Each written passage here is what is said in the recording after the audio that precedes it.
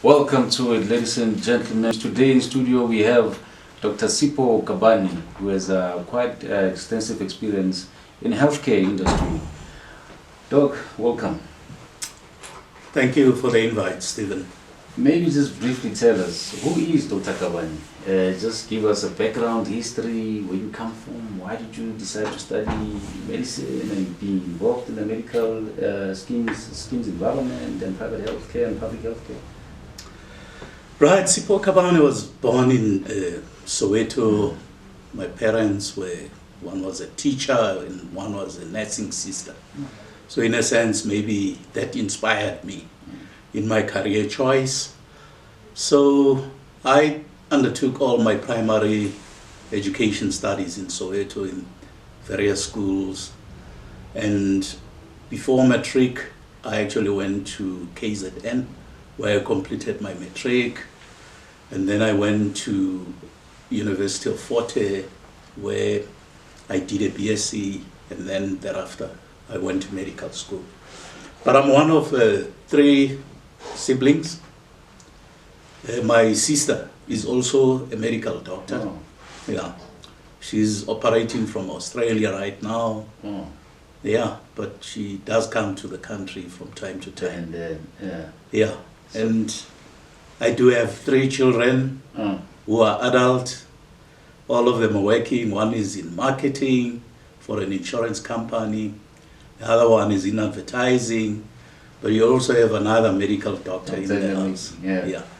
In terms of professional qualifications and experience, just take us through, because I mean you've mentioned your qualifications, but in terms of the experience and why you studied PhD, I mean you're a medical doctor, but you decided to still go and study and improve your knowledge on the health systems. What was the burning desire to do that?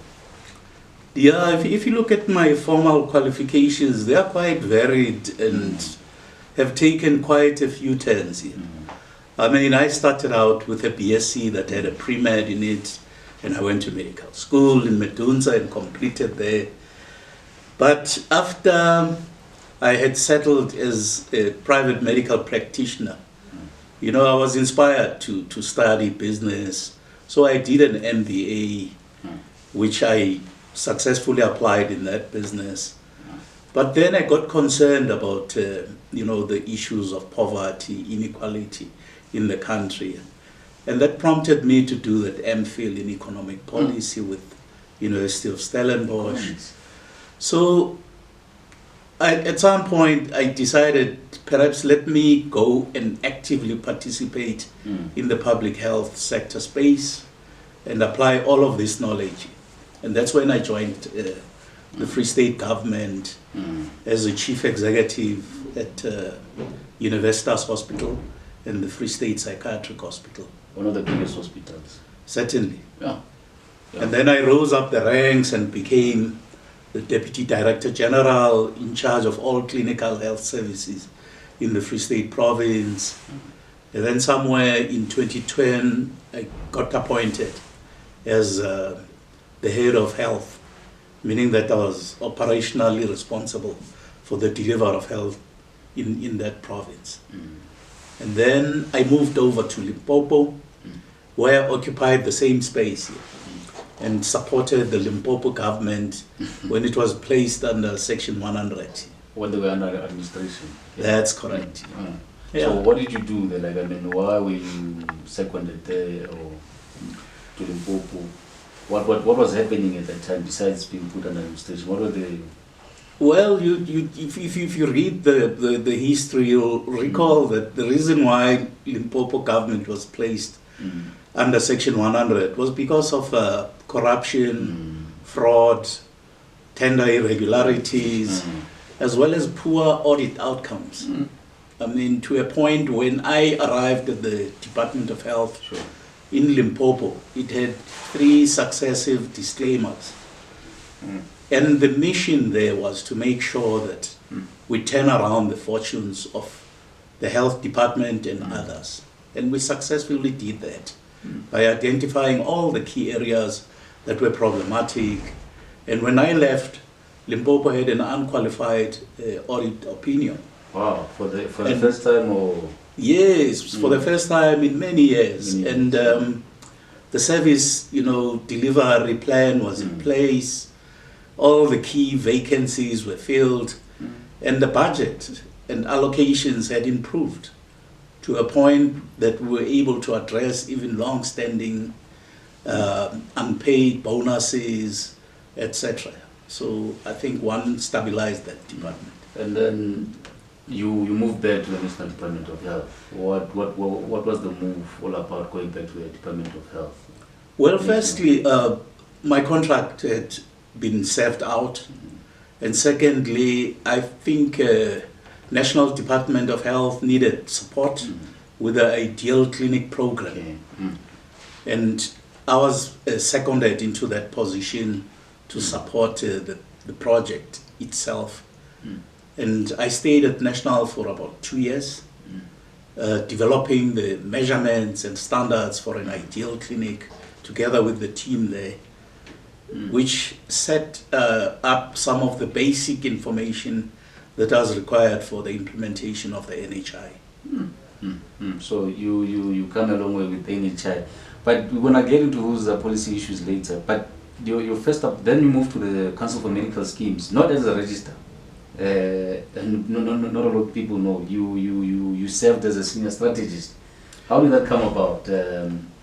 Well, certainly, whilst I was still the consultant on the Ideal Clinic project, this post of senior strategist, together with that of the registrar, were actually advertised, and I applied for both. Now, fortunately or unfortunately, the interviews for the senior strategist came first. Okay. Yeah. And after I was appointed to that post, I decided not to participate in the interviews of the registrar. And for me, I felt it gave me a bit of chance to get to understand the organization and the industry better. Because the role of senior strategists really is to make sure that there's in-depth understanding of both the internal and external environments that are faced by the organization. And my role was to really advise the registrar at the time in terms of the key priorities. So, like, if some of those key priorities in that position, how did you manage to move from your perspective? How did the CMS move from where it was to where you have had identified it, you wanted to move in? In terms of strategy, I think it's always wise to look at the past. So when I arrived here, I went through all the APPs, the previous 5-year plans. I looked at what was achieved, what was not achieved, and was able to distill what still needed to be done in that 5-year period.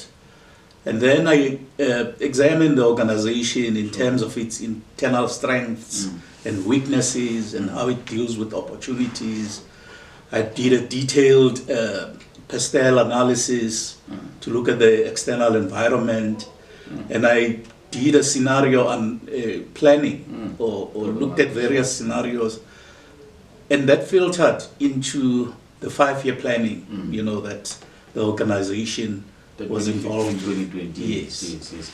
Then the ascension to the role of the registrar. You've just mentioned now that the two roles came at the same time. How did the ascension come about? Well, the ascension came quite in a strange and unfortunate way, because I started here in July 2016 as senior strategist, and then in November, Dr. Sipho was appointed as the Chief Executive and Registrar, and then he immediately fell ill in December that year, and he unfortunately passed on in the early weeks of January in 2017. And then I was contacted by the Minister of Health, who asked me to fill in the shoes in. And then I started in February in 2017, occupying both the role of senior strategist as well as chief executive and registrar. So how long did you act in that role? I acted in that role for almost 2 years, because it was a lengthy and protracted kind of a recruitment process. But I was finally appointed in 2019, end of March. So now you come in, you now 2 years, you've spent almost roughly a year as a strategist, and then you come in as a registrar, you're appointed. Now, what is your first task? What are your objectives when you now in that position as a registrar? Well, starting out as a registrar was not very difficult, because I had been holding the reins for the past 2 years anyway. So I came into the post already having started to implement some of the key issues that the organization needed to prioritize. So whilst I was acting, I was leading the whole 5-year planning review and strategic planning to prioritize, the key outcomes for the organization for the next 5 years. So I didn't struggle quite a lot.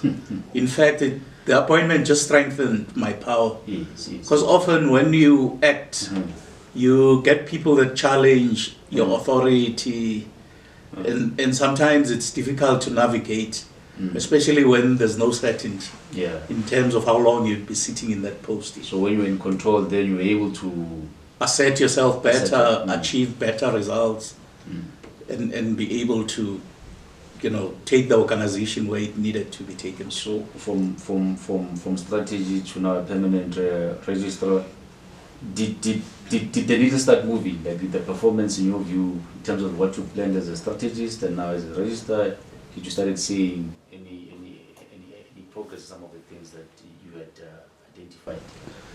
Remember, transitioning from the senior strategist to acting registrar to full appointment, the needle had already been moving.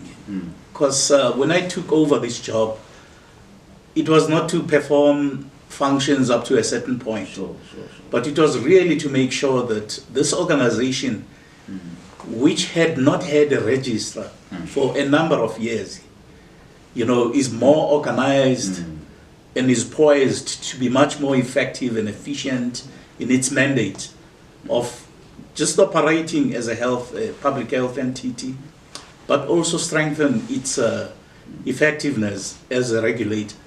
That I would have done and performed even if I was not appointed as a registrar. So now, for some of us, when we refer you, we say Chief Executive, and then there's the title of registrar. How do you separate the two? How does the Act capture the two as separate? And in your view, what are the functions of the two? It is a bit of a complicated relationship, but it's not difficult to explain.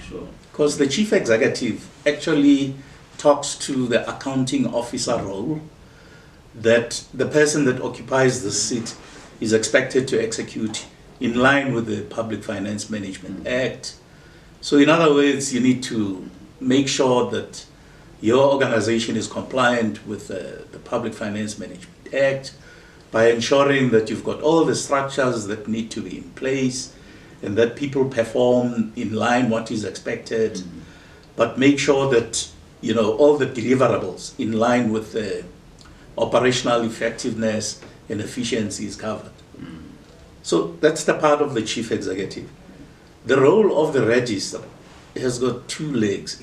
Firstly, is to make sure that you're in charge of all the regulatory functions inside the organization. And you virtually had this organization that sits in this precinct and is often called the Office of the Registrar.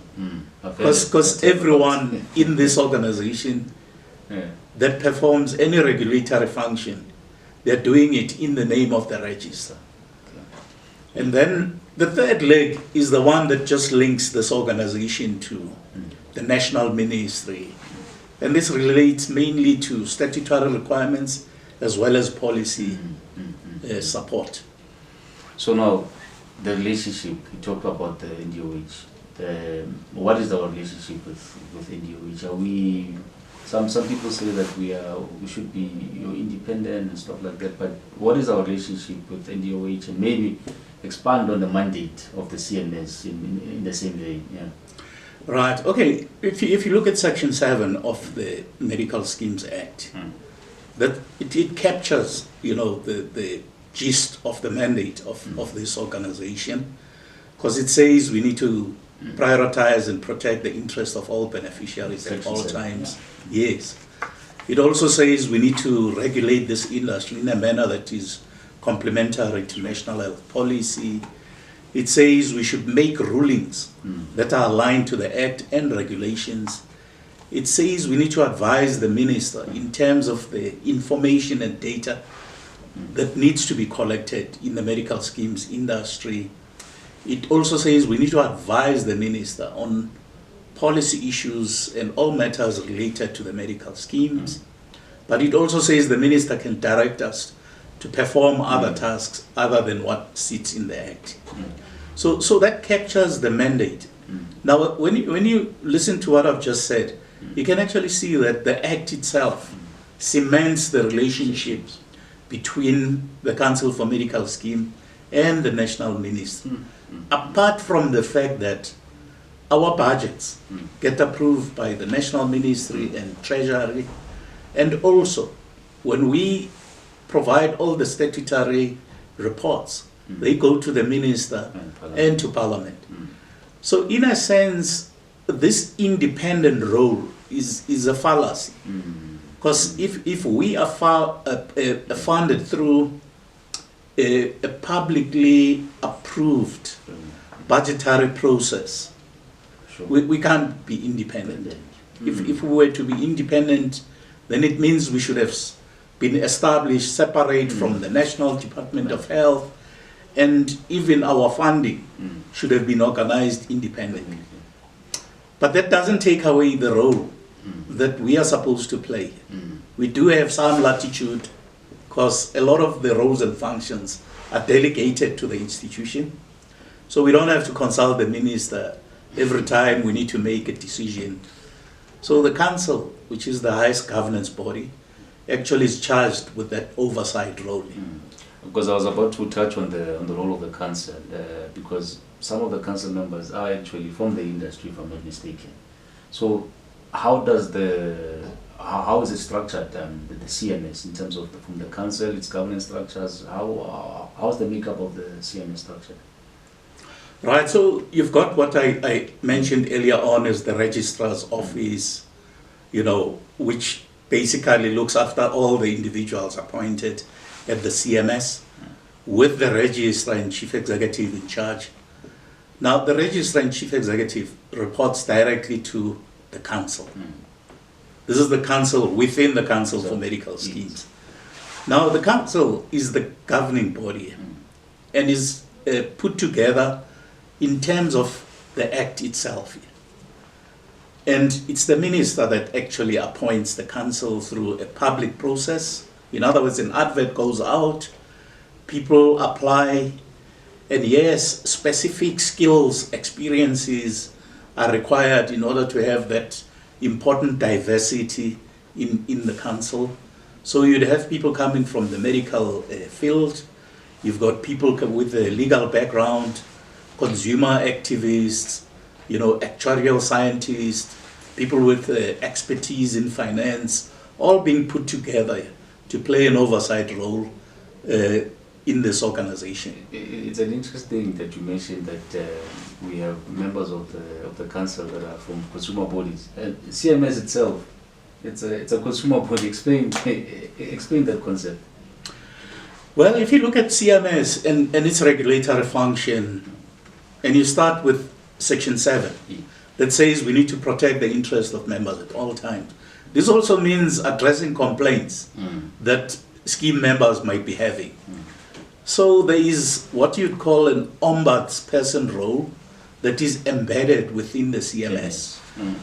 And in a sense, CMS is that go-to body when members of schemes are unhappy about the manner in which schemes, administrators, brokers, and any other entity that we regulate, conduct themselves around it. This is where they can come and complain and have their complaints investigated and adjudicated. So now, just maybe in review of what you just discussed and touched on, what do you think members of the public should know about CMS that maybe they are not aware of in general? I mean, the nature and the beast of what CMS is. We were regulating our medical schemes, yes, but the centrality of what it is, who are we, what are we, and what can members of the public, take away from this interview. Right. I think members of schemes need to just understand here that all 9.04 million of them that belong to the various schemes have got recourse. They've got a protector that when people are mistreating them, they can go and lay their complaints at. And Council for Medical Schemes is that body, because it has been established to precisely look after the interest. The Council for Medical Schemes is also there to regulate and police and make sure that the medical schemes, the administrators, managed care organizations, and broker organizations and individuals comply with the Medical Schemes Act and regulations.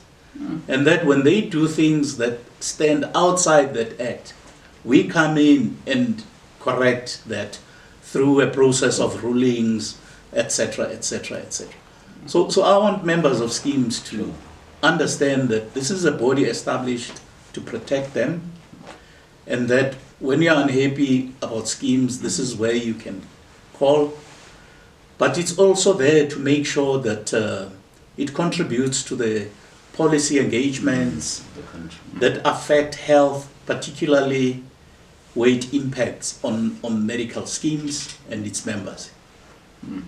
Now, ladies and gentlemen, that was the first part, just having a background of what the Council for Medical Schemes is all about.